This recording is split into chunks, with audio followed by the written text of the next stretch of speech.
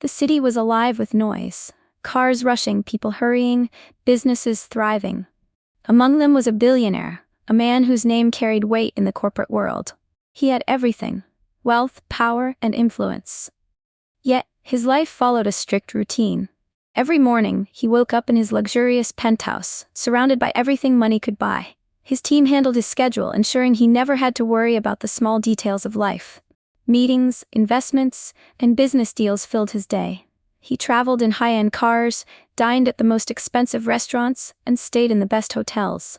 Despite all this, something was missing. He couldn't explain it, but life felt repetitive, empty even. He barely noticed the people around him. The struggles of ordinary life were distant. One afternoon, in between meetings, he decided to take a walk. A rare decision. His driver protested, offering to take him anywhere he wanted. But for some reason, he wanted to step out alone. He walked past busy streets, observing people. Some were laughing, some were rushing, and some looked tired from the weight of life. It was a world he had long forgotten. Then something unusual caught his eye. A small boy, around 10 years old, stood outside a bicycle shop. His clothes were old and slightly torn, his shoes covered in dust. He wasn't doing anything, just staring at a bike displayed in the window. The billionaire slowed his pace, watching. The boy's eyes were fixed on the bicycle, admiration and longing clear on his face. He didn't step inside. He didn't touch the glass. He just stood there, silently hoping. For the first time in a long time, the billionaire felt something unexpected. Curiosity. The billionaire stood a few steps away, watching the boy. There was something about him, something that made it hard to look away. The way he stared at the bicycle wasn't just admiration, it was deeper, almost desperate.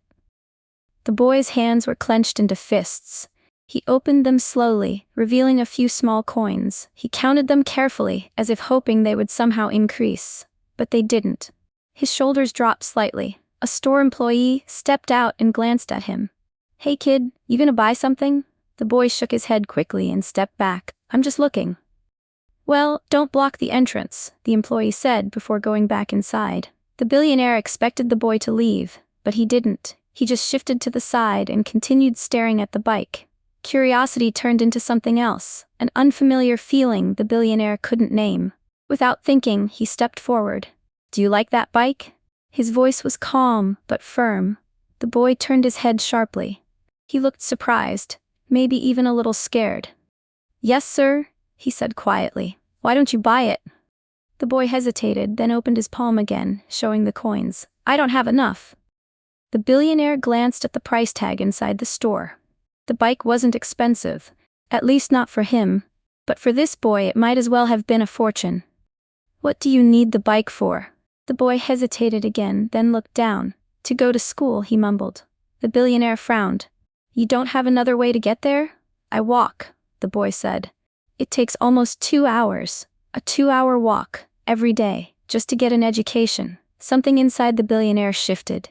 He had spent millions on things he barely noticed. Yet, this boy was struggling for something as simple as a bicycle. For the first time in a long time he felt the urge to do something real.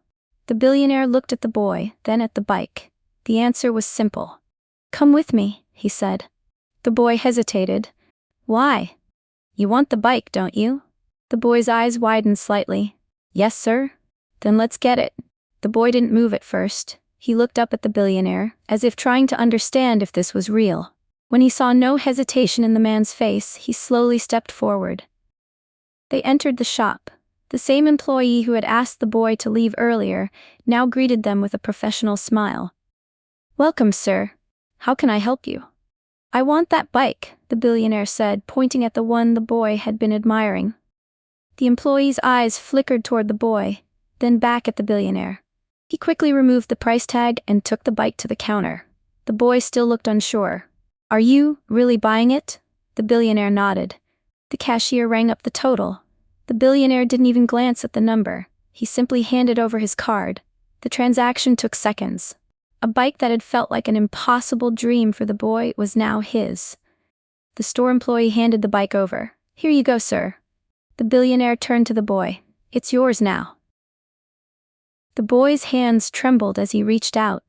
He touched the bike carefully, as if afraid it would disappear.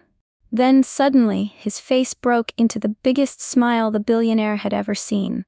"Thank you. Thank you so much." The boy's voice was full of excitement. He held the bike tightly, as if it was the most valuable thing in the world. The billionaire watched him, feeling something he hadn't expected. Satisfaction. Not the kind that came from closing a deal or making money. This was different. The boy gave him one last grateful look before running off, pushing the bike beside him. The billionaire stood there for a moment, watching him disappear into the streets. For the first time in a long while, he felt something real.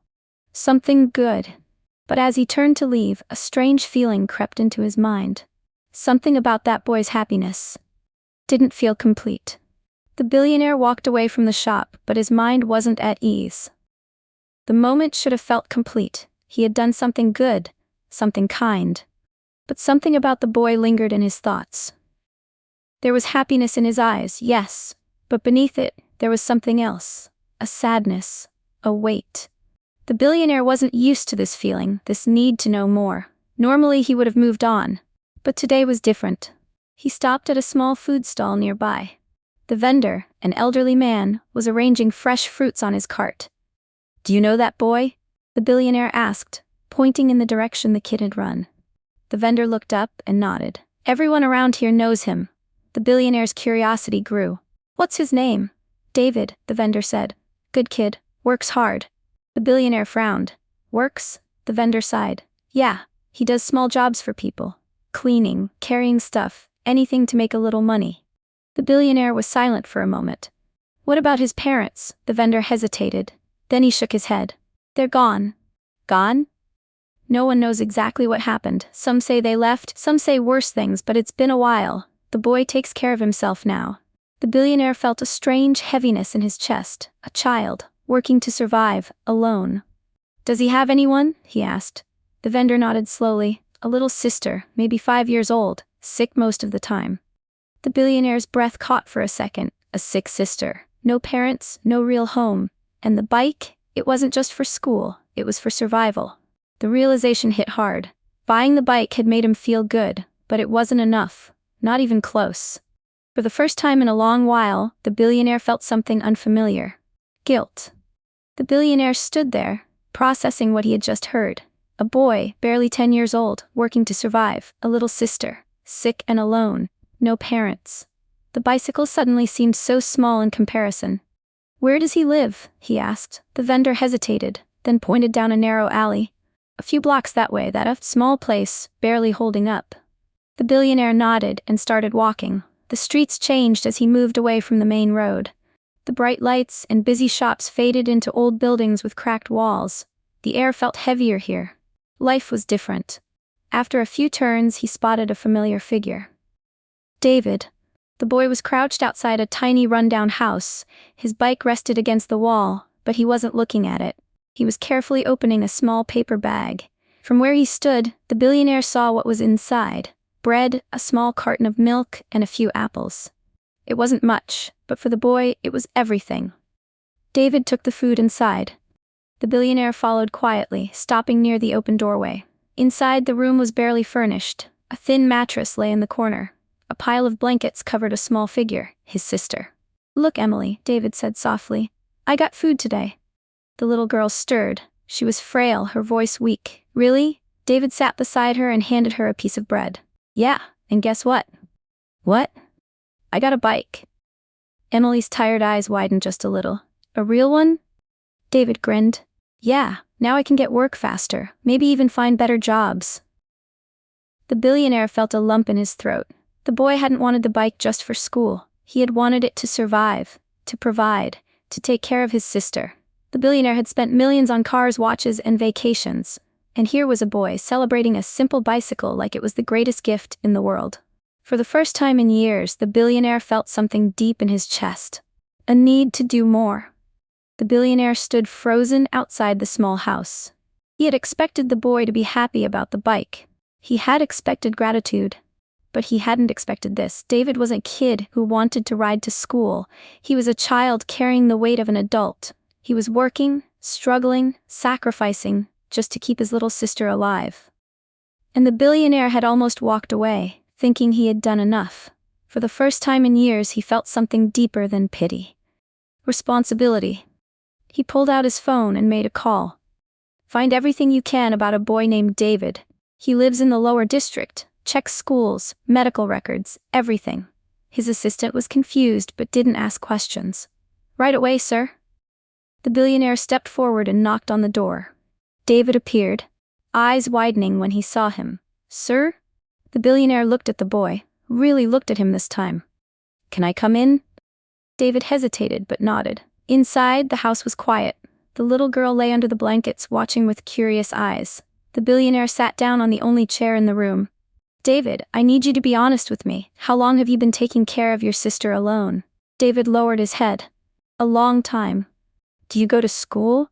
Sometimes, when I can.